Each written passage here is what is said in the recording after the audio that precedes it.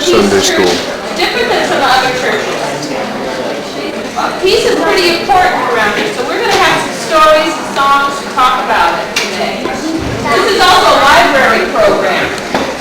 You can also call this kind of a peace library. All the books that are in our library, we choose to promote the concept of peace. People getting along and growing together. What about the dictionary?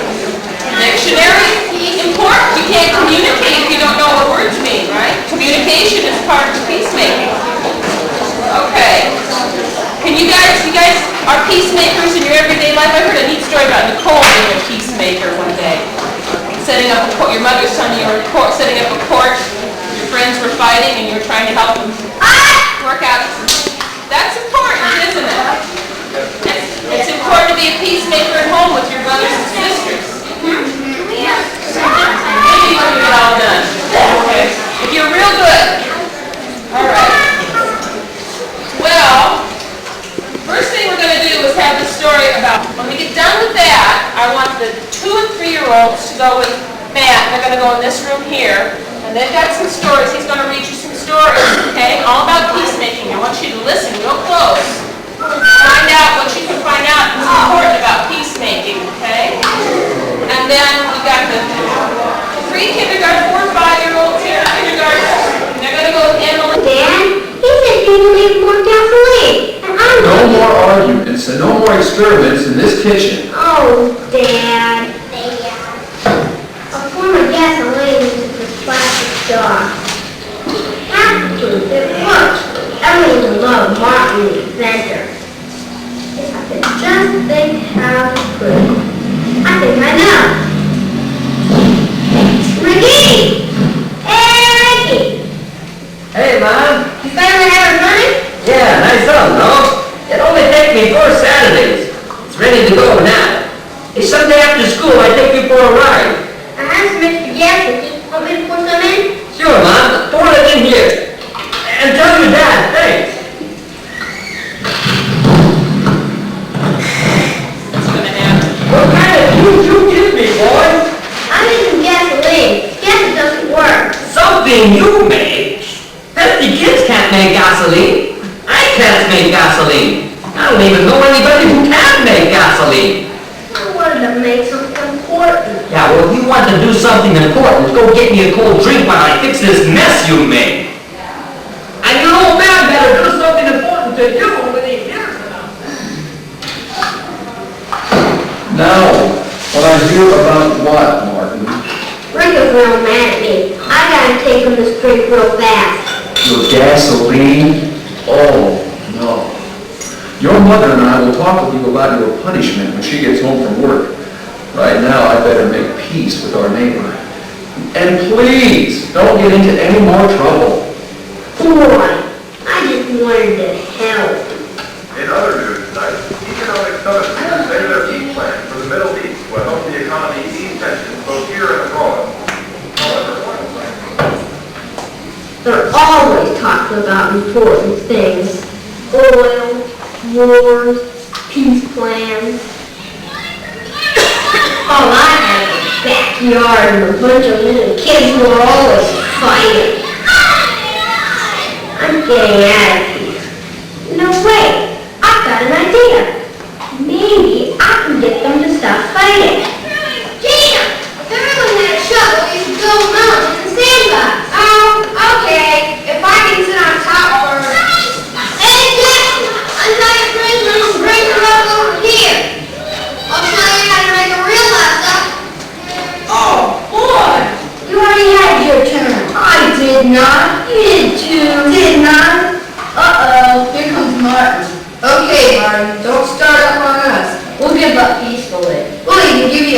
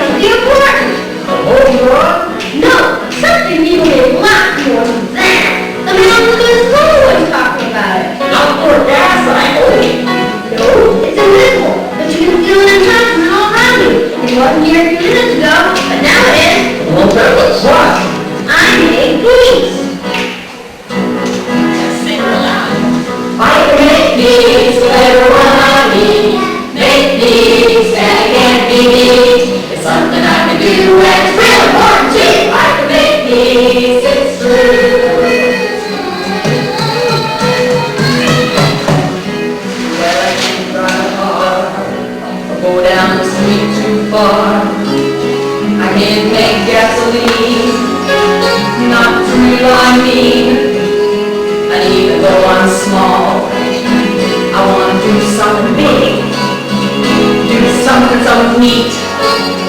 My folks will flip their wigs, and I can make peace with everyone I meet. Make peace and it can't be me.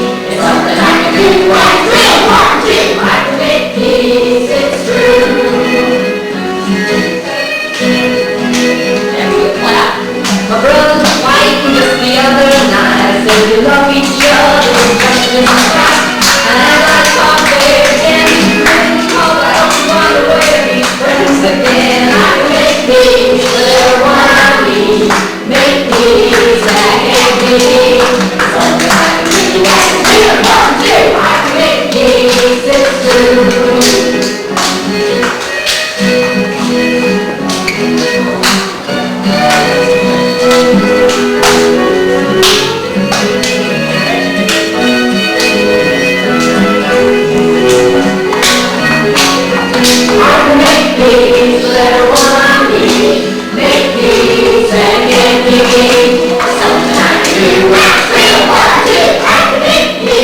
it's true.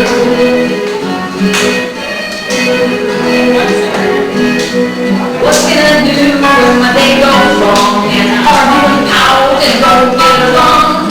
Pray on my knees by my bedside and God give me a love that I just can't hide. And I can make peace with everyone I meet.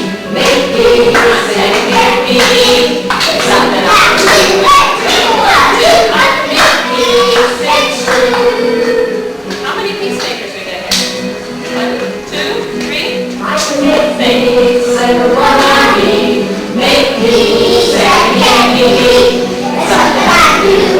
Real hard too. I can make peace, it's true.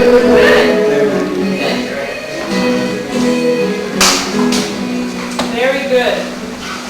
Okay, where's my 2-year-old reader? We got the grouchy ladybug. Let's see what you can find out about peacemaking from her. These guys, go right here now. Okay, put it on the tray. Put it on the tray. Everybody seems to be free on the tray. First and second graders. Where's Maria? Put yours out here. I want you to put it here on this tray. As much as you can.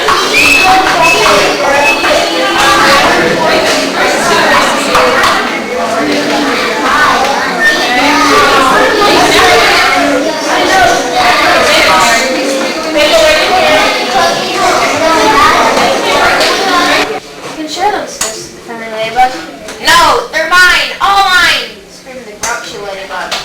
Or do you want to fight me for them? If you insist, answered the ladybug sweetly, look the other bug straight in the eye. The grouchy ladybug stepped back. It looked less sure of itself. Oh, you're not big enough for me to fight, it said. And why don't you pick on somebody bigger? I'll do that! Screeched the grouchy ladybug. I'll show you! It puffed itself up and flew off. There's a friendly ladybug saying, good morning. The grouchy ladybug saying, go away. There's gleeful of the aphids on it. It was alright full of bugs.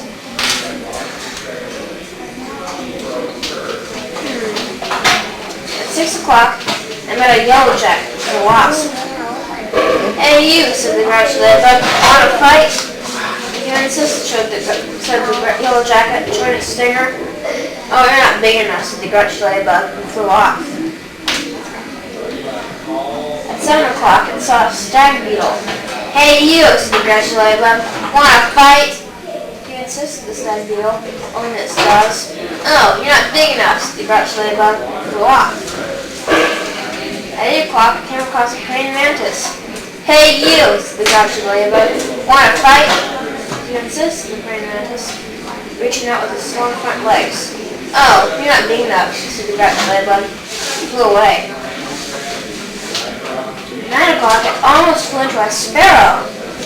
Hey you, said the grouchy ladybug, want to fight? If you insist, the sparrow, opening its sharp beak. Oh, you're not big enough, said the grouchy ladybug, and flew off. At 10 o'clock, it saw a lobster. Hey you, said the grouchy ladybug, want to fight? Lobster. If you insist, said the lobster, stretching its claws. Oh, you're not big enough, said the grouchy ladybug. Walk. At 11 o'clock, into a skunk. Hey you, said the grouchy ladybug. Want to fight? Want to fight? If you insist, the skunk is starting to lift his tail. Oh, you're not big enough, said the grouchy ladybug. Flew off. Actually, the skunk looks really big today compared to the ladybug. 12 o'clock noon, I spotted a boa constrictor, just like a snake. Hey you, said the grouchy ladybug. Want to fight? You insist, said the snake. Right after lunch, since I eat a squirrel. Oh, you're not big enough, said the grouchy ladybug. Flew off. At 1 o'clock, I happened upon a hyena. It's a hyena. Hey you, said the grouchy ladybug. Want to fight? You insisted, the hyena, laughing really scared, and showing its teeth. Oh, you're not big enough, said the grouchy ladybug. Flew off. At 2 o'clock, I met a gorilla. Hey you, said the grouchy ladybug. Want to fight? And you insisted, the gorilla, beating its chest. Oh, you're not big enough, said the grouchy ladybug. Flew off. Here's the gorilla. Here's the tiny ladybug. At 3 o'clock, I ran to a rhinoceros. Hey you, said the grouchy ladybug. Want to fight? You insisted, the rhinoceros, lowering its horn. Oh, you're not big enough, said the grouchy ladybug, and flew off. At 4 o'clock, it met an elephant. Hey you, said the grouchy ladybug. Want to fight? If you insisted, the elephant, raising its trunk and showing its big tusks. Oh, you're not big enough, said the grouchy ladybug, and flew off. At 5 o'clock, I met a whale. Hey you, said the grouchy ladybug. Want to fight? The whale didn't answer at all. You're not big enough anyway, said the grouchy ladybug, and flew off. At 5:15, the grouchy ladybug saved one of the whale's slippers. Hey you, want to fight? It's pretty silly, but got no answer, so it flew on. At 5:30, the grouchy ladybug said to the whale's fin, hey you, want to fight? But got no answer, so I flew on. At 4 to 6, the grouchy ladybug said to the whale's tail, hey you, want to fight? And the whale still gave the grouchy ladybug such a slap that flew across the sea and across the land. At 6 o'clock, the grouchy ladybug arrived right back where it started from. Ah, here you are again, said the tiny ladybug. You must be hungry. There's still some aphids left. You can have them for dinner. Oh, thank you, said the wet, tired, and hungry ladybug. Here's the hungry ladybug saying thank you, and here's the friendly ladybug saying you're welcome. Soon all the aphids are gone. Thank you, said the leaf. You're welcome, answered both the ladybugs, and they went to sleep. The fireflies, who had been sleeping all day, went out to dance around the moon. The end. Which one's I read? There's no pictures yet. Called Betsy's Baby Brother. And you can see the cat scene. Is it? Yeah. Betsy has a great baby brother. He is much smaller than Betsy. He has tiny hands, tiny feet, and a tiny little nose like a button. When he is asleep, he is very, very quiet. When he is awake, he often cries and makes so much noise you can hear him all over the house. Sometimes Betsy's baby brother cries because he's hungry. Then Mommy holds him in her lap and feeds him.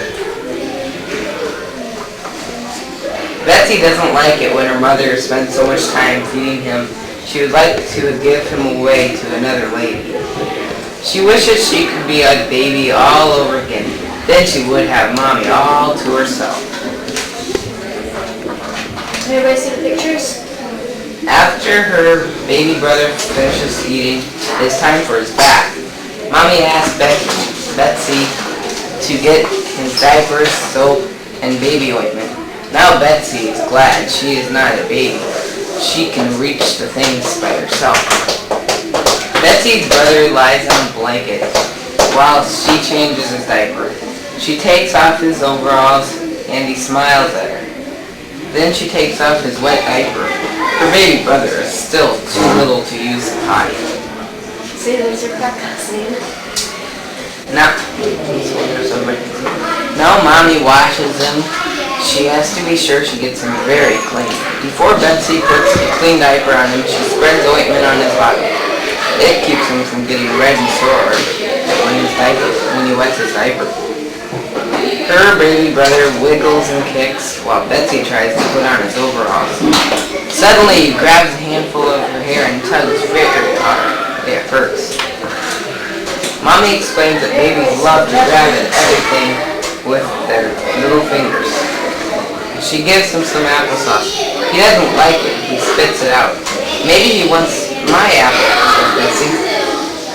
After Mommy washes his face again, Betsy's brother begins to yawn and look sleepy.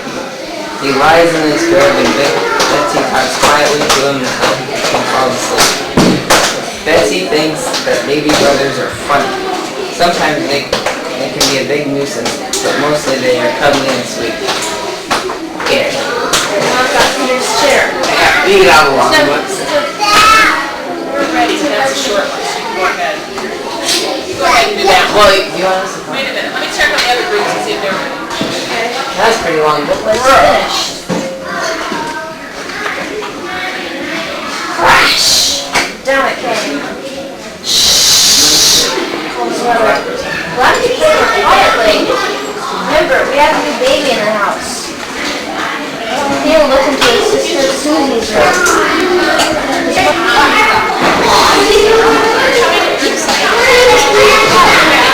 Becky's getting her own special story. So Frederick and Leonard, Calvin's big panic, as they climbed farther and farther down inside the darker and darker. Leonard thought this way a scary game. They could hear Calvin counting 3, 2, 1,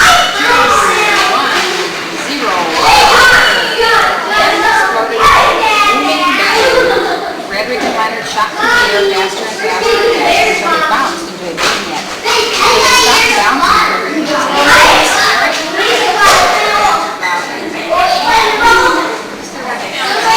Oh, Leonard, being shot out of a cannon.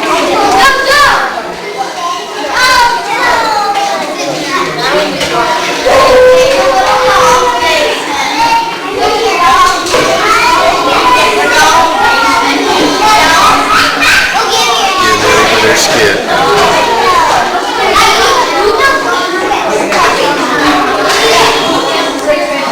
This is Susie. If she's building her sandcastle right next to yours, you're in a potential trouble spot. That means Susie's digging might clog your moat, creating an incident. If you yell, you have a dispute. If she yells, you have a conflict. Susie is your adversary. If she waves her shovel at you, this is a warning signal. If she says she's going to throw it, I'm gonna throw it. this is a threat. What she's threatening is violence. If you say she couldn't even hit you, You can even hit me. this is evaluating the opposition's force. But if you say with your aim you could hit her, I can hit you. you are using a weapon deterrent. Your aim is the deterrent. Your shovel is the weapon. Now, if you throw your shovel and miss,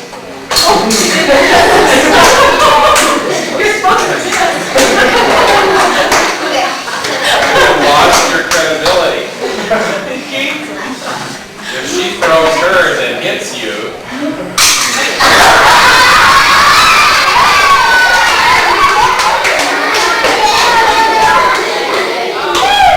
Bless you, Fred. There you go. This is a successful reprisal. If it makes you mad, you might threaten an invasion. Or you might call over some friends and impress your allies.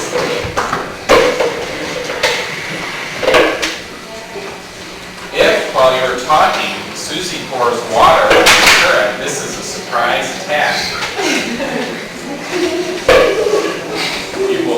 Analyze your truths. Decide on your goal. To defeat Susie, plan your strategy. To drive her off the beach, outline your tactics. To throw stuff at her castle. Now, if everyone's hungry and you break for lunch, this is a fire. If Susie kicks sand in your sandwich, this is a fresh provocation. It's called shovel diplomacy.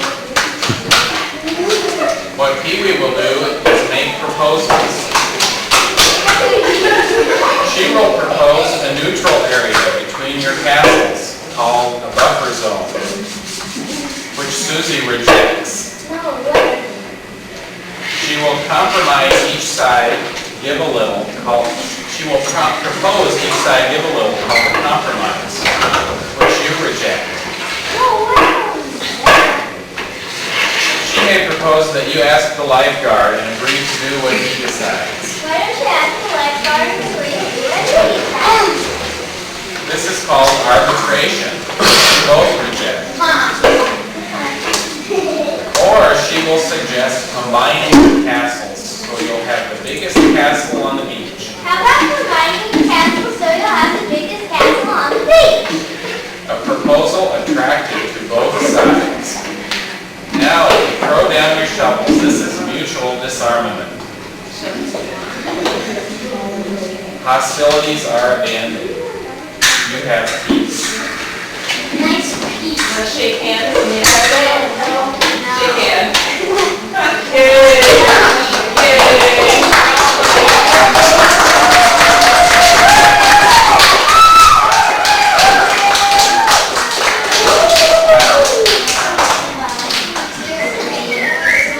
Now, my group. Where's my group? Okay, group. She missed you. All right. Now, you have to listen. This one's on tape. Okay. All right. Oh, well. Hey, you're spilling my shirt. This is from the quarreling book story that we're going to do. Okay? It's on here, so you have to listen now. Yes, Father. Okay, Father. Come here. Hi, Mother. Rain, and Mr. James forgot to kiss Mrs. James goodbye when he left for the office. Mrs. James felt quite cross because of this, and because the rain was so great. So when Jonathan James came down for breakfast, she was sharp with him. Oh, for goodness sakes, why did you wear that shirt again today? It's filthy. The shirt looked clean to Jonathan, and he thought her unfair. Because of this, and because the rain made the day so great, he turned on Sally James when she came down for breakfast. Can't you ever get down in time? You'll be late to school for sure. The clock said 8:15, which was the time Sally was supposed to come down. And she thought Jonathan was completely unreasonable. Because of this, and because the rain made the day so gray, when Sally got to school and met her best friend Marjorie in the hall, she looked at her and said, "Where'd you get that awful raincoat? It looks like a boy's." Marjorie thought the raincoat was a beautiful shade of yellow, very unpleasant. And because the rain made the day so gray anyway, when she got home from school and found her little brother playing with her doll, she said, "Why do I have a sissy for a brother?" Hey, her little brother always played with her dolls. She had never minded before, and he thought her most of the fun. Because of this, and because he couldn't go outdoors to play in the rain, Eddie went to his room and shoved the dog off his bed where the dog was sleeping. But the dog didn't mind the rain. Eddie was free, so she put her right paw down on Eddie's chest and began licking his face.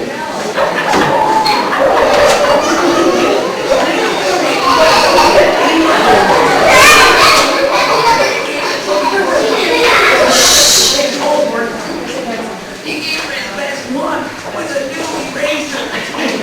She was so grateful she couldn't help smiling and said, "Thank you very much." She started out of the room and told herself, "You really are the sissy." She couldn't find a way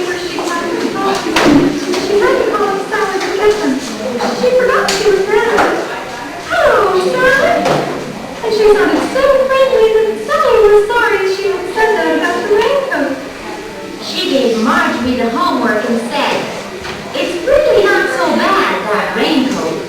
You just have to get used to the color."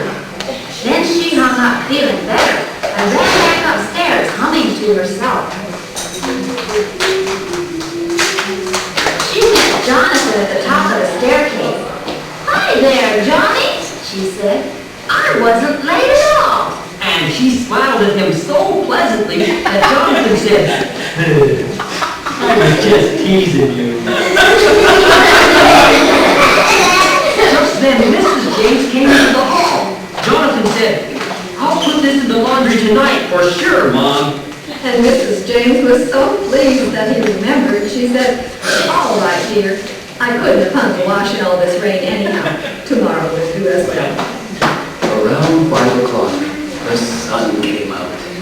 Everything was glistening and clean, and the birds began to sing Just as Mr. James came home and gave Mrs. James a great warm kiss. We don't kiss. Then we all went upstairs and washed for dinner.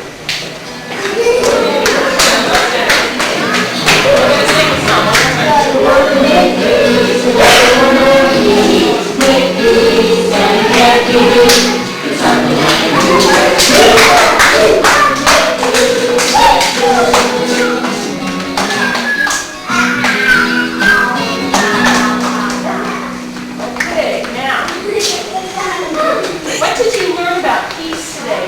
Anybody learn anything? What's the most important thing about making peace? What's one thing? Fight. Not to fight? Well, they were fighting here on the beach. Yeah, we got peace. But then they made peace. They had to kind of do some fighting first or something. They talked, they had some diplomacy. What else is important? Fighting and not fighting, getting over your bad feelings. What else is important? Who fights with their brothers and sisters sometimes? Oh, you do?